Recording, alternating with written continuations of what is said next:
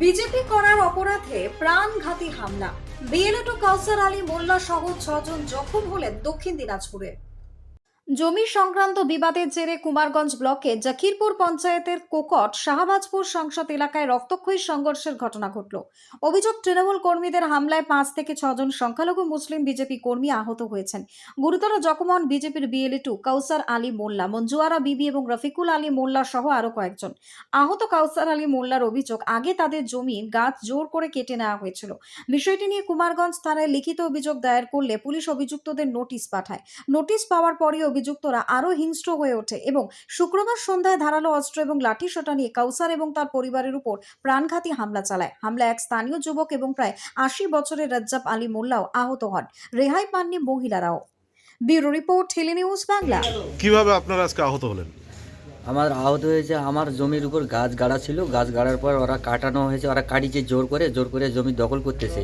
করার পর বলছে এরা বিজেপির বেলের একটু কিচ্ছু করতে পারবে না, আমরা জোর করে দখল নিব, জমিটাকে নিয়ে দখল করে নিয়ে এই জন্য আমাকে একবার মারার হুমকি দিয়েছিল। মারার হুমকি দেওয়ার পর আমি থানায় কেস করেছিলাম। কেস করার পরে নোটিশ গিয়েছে একটা 107।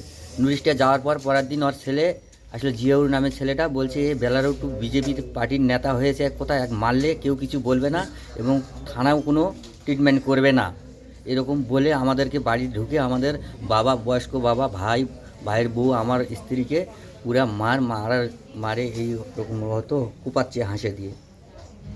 আমাদের মারধর করেছে। 1 নম্বর হলো জিয়াউর, 2 নম্বর হলো সিদ্দিক, আলী আজম, কুদ্দুস, তারপরে মোজাক্কির, মোজাহিদুল, তারপরে সাবিনা, তানওয়ারা, আর জিয়াউরের নামটা কি রে, মেহবুবা বিবি। আপনাদেরকে যে মারধরটা করলো, কোথায় হয়েছে এই মারামারি? আমার বাড়ির সামনে, একার বাড়ি দুয়ার, আমাদের একার তাই ওদের বাড়ি থেকে লাঠি সোটা নিয়ে আসে আমার বাড়ি দুয়ার। কি কারণে মারধর হলো? মারধর হলো, আমরা আমাদের ওই নিজের জায়গা গাছ গাড়িছিলাম, সেই গাছ ওরা কাটে ফেলে দিয়ে জোর জবরদস্তি দখল করেছে।